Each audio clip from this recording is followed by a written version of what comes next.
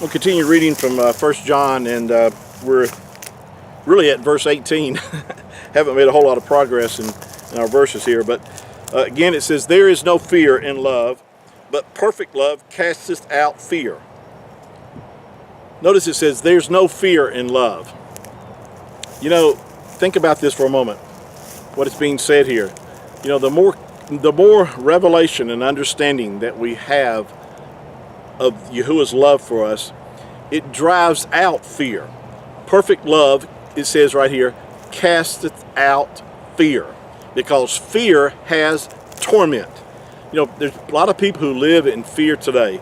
There's a lot of fear throughout this whole atmosphere, you know, that we live in.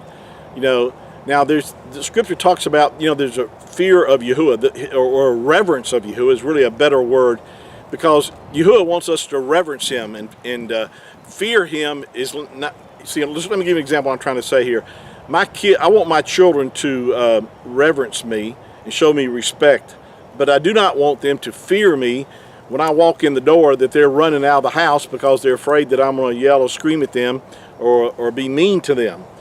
And so, you know, when the scripture talks about that we're to fear Yahuah, it's talking about that we should reverence him and respect him and honor him for who he is. He's our creator, but he's also our father.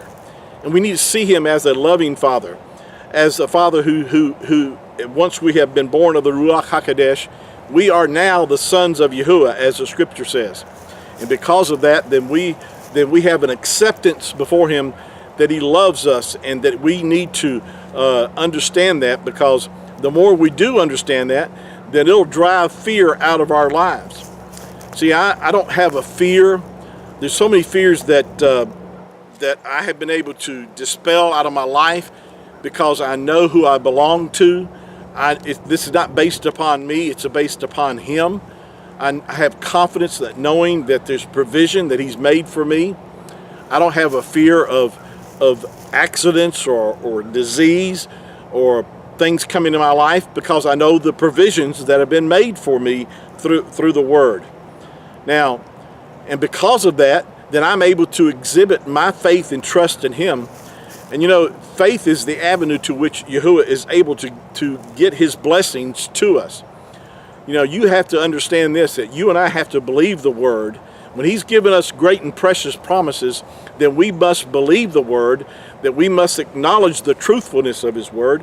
And the scripture says that Yahuah watches over his word to perform it. In other words, he's going to make his word good if you and I will agree with his word. That's why, you know, the scripture says, how can two walk together unless they agree? And so we need to find out what his word says about us, and what his word says about his provisions he's made for us, and then begin to acknowledge that, because he watches over his word to perform it. Thank you for joining me this afternoon. I love you. Look forward to our time together next time. And please, again, share this with others. Shalom.